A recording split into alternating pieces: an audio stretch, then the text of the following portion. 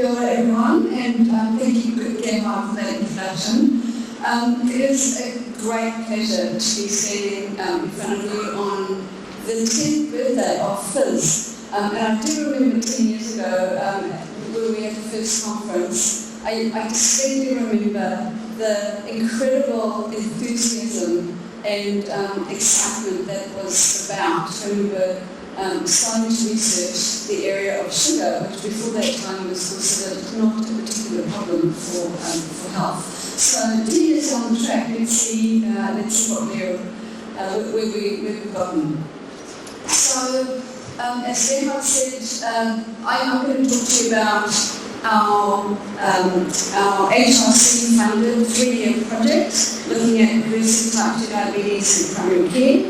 And I'd just like to introduce you to our our team. We've got a very big team. The 3 academics at the top, some of you will probably recognise Professor Grant Schofield, Dr. Caryn Crofts. And then at the bottom we've got our clinicians. We've got 5 GPs that are part of the team, ranging from Auckland right through to Canterbury. And even further afield, we have Dr. David Unwin from the UK, who is our advisor on this project, and I'll talk to you a little bit more about later.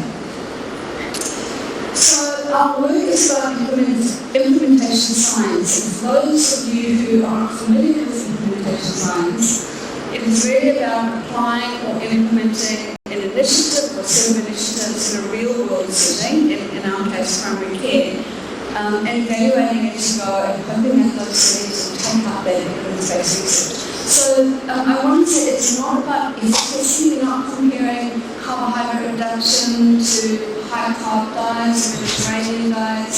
That work is done and has been done and is still being done.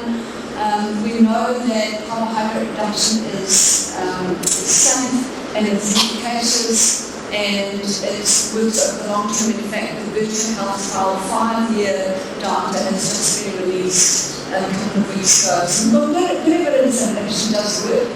What we are looking at is how carbohydrate reduction plays out in our local communities. We're looking at the effectiveness of this approach. And it's a little bit like translational research or actual research, for those who are more familiar with those terms. So our work is to research type 2 diabetes in primary care, and what we're doing is we are evaluating a way of working that's based on 3 core principles.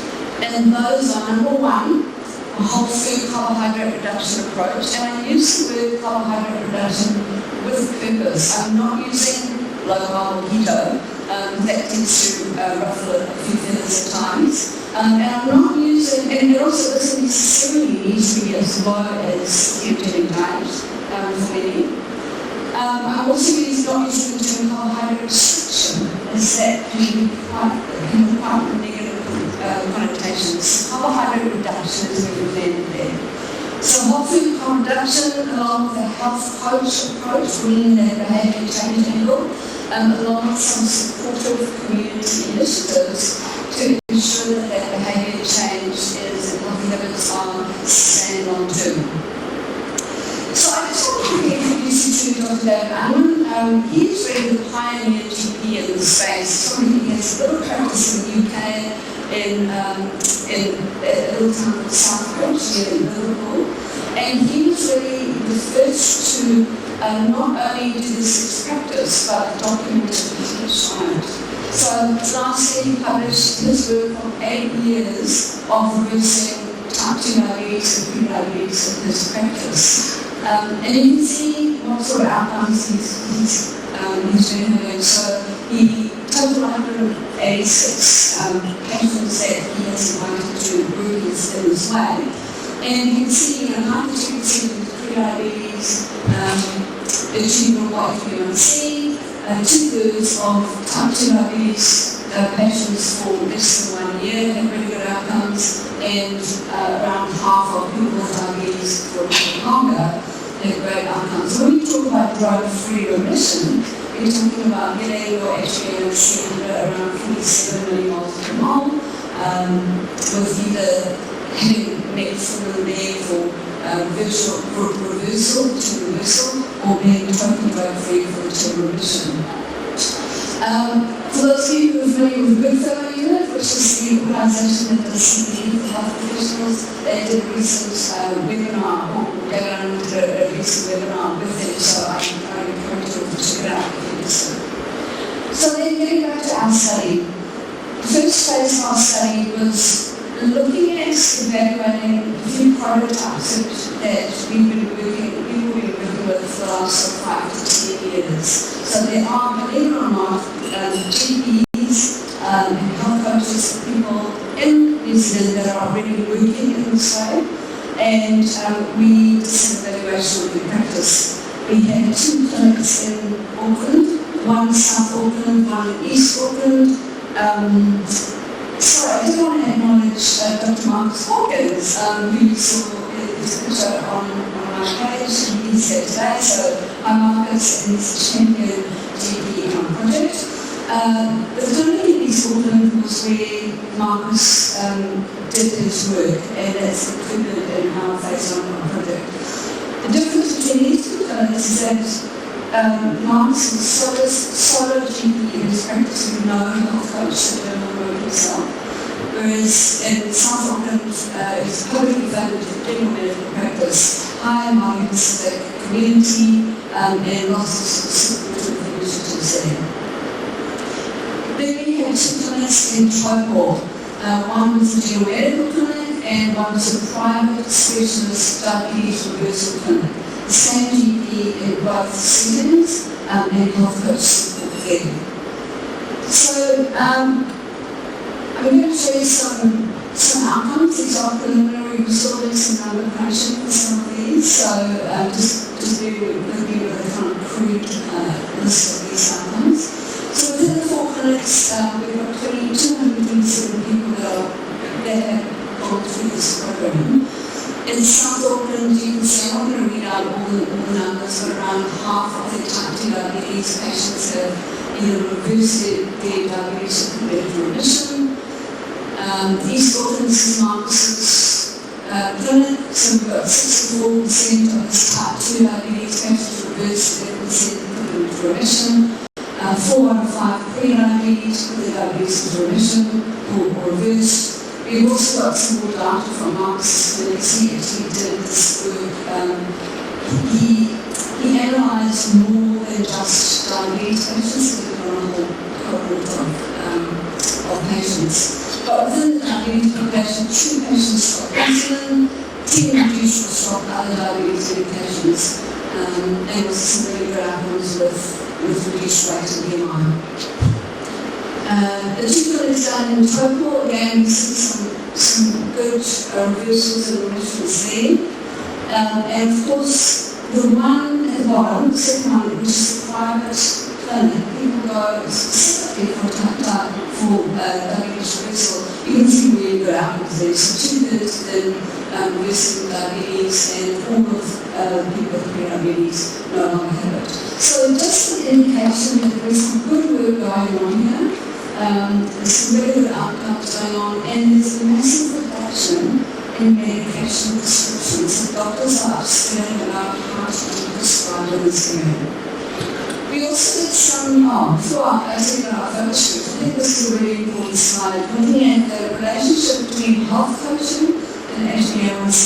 We can see that the higher the frequency of contact points with a health coach, and when I say health coach, it's health coaching. Health coaching can be done by a health coach, it can be done by a doctor, a dietitian, a diabetes nurse, a community worker, anyone. The process of health coaching is really, shows a lot of impact when it comes to HbA1c reduction in that same approach. We also did some focus groups with patients that had gone through these programs, and interviews with health practitioners, so doctors and health coaches, about what their experiences were of working in this way. We found 5 key themes, and you can see the surrounding sub-themes associated. Now this slide means nothing when you without the transcript. This paper is just, it's under review, and it's just on an article, of changes. So it's going to be published any day now. But I thought I'd just go through some of the quotes that I find hold quite a lot of impact. So for the theme of reduced carbohydrate lifestyle, patient quote says, under the sub-theme perception, the biggest thing that's helped me is learning about carbs and the simple fact that they turn to sugar in the body. And so this should be common knowledge. It's a very, very simple concept, yet it seems to be missed by a lot of us. Dr. David Unwin simply talks about eat food that doesn't put your blood sugar up. Very simple concept. The second theme, health coaching. A health practitioner quotes under the sub-theme culturally appropriate and individualised care says, I think being a Māori health provider that is known to the Māori and Pacific Island community, I feel more connected to the community itself. I think it's really important that the more we're representative or reflective of is our community that we serve. So a lot of that and a lot more training on Māori and Pacific health coaches is needed and is happening. The third thing, implementation, health practitioner says, under the sub-theme barriers. The biggest barrier is national nutrition guidelines. I just said until that's explicitly supported of low carb, you're going to have potentially shorter solutions. And that's what we find to some extent. I will say that in the last 10 years, I'm not totally clear what's changed in the world of sugar, but there's a lot that's changed in the world of carbohydrate reduction. And that is a guideline change, guideline shift across the world from America, UK, Europe, Canada and Australia have all endorsed and adopted therapeutic carbohydrate reduction in their diabetes nutrition guidelines. So there's been substantial change and that's happened since 2017. Yeah. Hopefully next year when we're staying here, New Zealand will make the same change and we can take it even harder. So we've got a little bit of work to do there with our local people. Under the theme sustainability, another health practitioner quote, and health system change. This should be a solution to the doctor burnout. This model of having doctors supported by health coaches in a metabolic health clinic in every town is a solution to the healthcare crisis. And the biggest solution is that it actually cures people. This doctor is obviously having a lot of success and a lot of support, and has really got metabolic health on the agenda. And finally, the final thing, empowerment. Patient says, for me, it was just a realization that I could actually affect change myself, a realization I had thought unattainable before. And health practitioner quotes have to be one of my favourite quotes of this whole study. It's changed my practice. I've gone from being a typical ineffective doctor prescribing medications for symptoms to now a moderately effective doctor dealing with the cause of the problem. The cause of the problem being insulin resistance and hyperinsulinemia, and when you reduce that and stabilise blood sugar, you've got some medicine board. So where to from here? The second phase of our project is that we are rolling this model of care out across New Zealand. Our target for Health Research Council project is 19 medical centres. We have 12 on board and we are in discussion with 2 very large PHOs, which is looking very positive. So that's really good for us, but we don't want to, because this research is not going to end when the HRC funding ends, we're in this for a long game, and we want to continue this. We want to offer it to all clinics around New Zealand. So we have developed, along our journey, we've developed a trust, a charitable trust. It used to be called Reversal NZ, it's now called Whole NZ, reversing type 2 diabetes for food. And just this week we've had conversations of merging with an Australasian Metabolic Health Society group to grow even bigger. So that's really, really exciting stuff for us. We have developed a website called Whole NZ, and I do encourage anyone who's interested to have a look at that website. It features our research, details about what we're doing. It also features presentations from our jury that we had in February, where Dr. David Allen and his wife Jen Allen, who's a psychologist, presented. And we've also developed, as a result of the focus groups and interviews that we had in phase 1, we've developed a resource hub. And in this resource hub, we've got resources ranging from recipes to meal plans to peer-reviewed papers, targeting either patients or health practitioners or health professionals about this area of therapeutic carbohydrate reduction. So we've got big aspirations to expand this beyond type 2 diabetes, more towards chronic disease in general. If anyone wants to help out or be part of the collective, jump onto the website, we've got a newsletter, we've got all sorts of things going on. Get in touch and be involved in this awesome movement moving forward.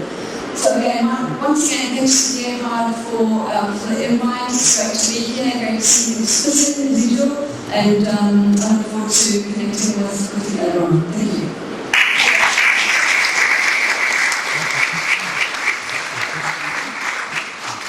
Thank you very much, Caryn. Is there any question, one or two questions from the audience? Yes.